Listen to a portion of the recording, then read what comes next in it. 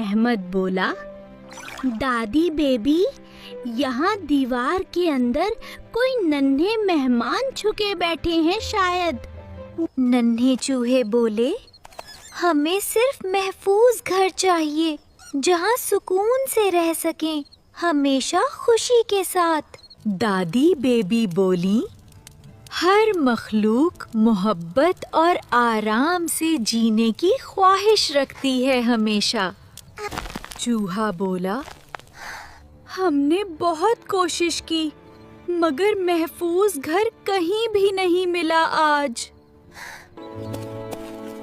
This beautiful dollhouse really looks as safe as our dreams. چوہا بولا، اس ننھے گھر کے اندر ہمیں سکون اور حفاظت دونوں مل جائیں گے۔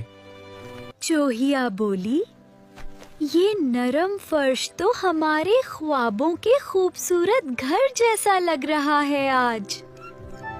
زہرا بولی، دادی بیبی، کیا ننھے چوہے اب میرے گڑیا گھر میں رہتے ہیں ہمیشہ؟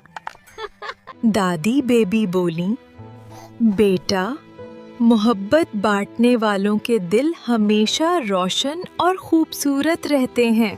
حاجی مظہر بولے، اللہ کی مخلوق کا خیال رکھنا ہم سب کی ذمہ داری ہمیشہ ہے۔ احمد بولا، اب یہ ننھی مہمان ہمارے دوست بن گئے ہیں، ہمیشہ خوشی کے ساتھ یہاں۔ دادی بیبی بولیں، رات کی خاموشی دلوں میں سکون اور محبت بھر دیتی ہے ہمیشہ۔ رنگا جیسے کہہ رہا ہو، میں سب ننھے مہمانوں کی حفاظت کرتا رہوں گا ہمیشہ۔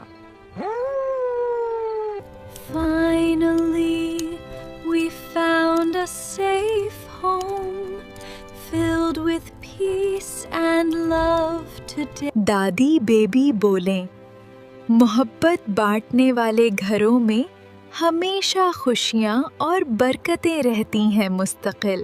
دوستو، یہ ویڈیو کیسی لگی؟ اگر مزہ آیا تو ویڈیو کو لائک ضرور کیجیے گا اور اپنے دوستوں کے ساتھ بھی اسے شیئر کریں۔ اور ہاں، ایسی اور بھی زبردست ویڈیوز دیکھنے کے لیے